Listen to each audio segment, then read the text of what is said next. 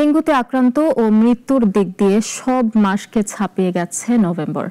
এই মাসের ২৭ দিনে ডেঙ্গুতে আক্রান্ত হয়ে মারা গেছে ৯৪ জন, যা চলতি বছর এখন পর্যন্ত মৃত্যুর সর্বোচ্চ রেকর্ড। আক্রান্তের সংখ্যাও যে কোনো মাসের চেয়ে এই মাসে বেশি। কীটতত্ত্ববিদরা বলছেন, মশা নিয়ন্ত্রণে নতুন টেকনোলজি ব্যবহারের তাগিদ। ডেঙ্গুতে চলতি বছর সর্বোচ্চ আক্রান্ত ছিল অক্টোবরের ৩০ দিনে ২২,৫২০ জন।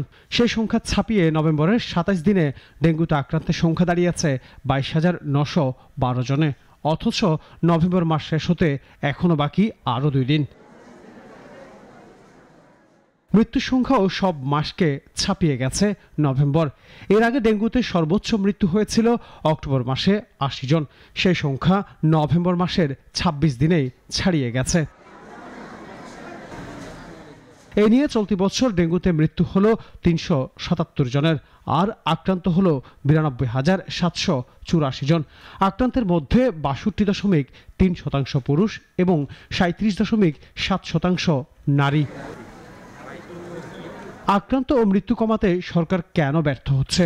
কীটতত্ত্ববিদরা মশা নিয়ন্ত্রণে আধুনিক টেকনোলজি ব্যবহারের তাগিদ দিচ্ছেন।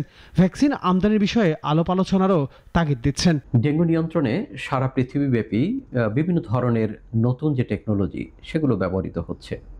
যেমন তার মধ্যে রয়েছে ডেঙ্গু ভ্যাকসিন। নতুন আরেকটি ভ্যাকসিন তৈরি করেছে জাপানের তাকেদা ফাউন্ডেশন, যেটাকে কিউডেঙ্গা বলা হচ্ছে, এবং কিউডেঙ্গা পৃথিবীর অনেক দেশেই এটি এখন অনুমোদন পেয়েছে। স্বাস্থ্য মন্ত্রণালয়, technical committee, global vaccine alliance এবং বিশেষজ্ঞ টিম সহ সরকারের এখনই আলোচনায় বসা উচিত বলেও মনে করেন কীটতত্ত্ববিদরা।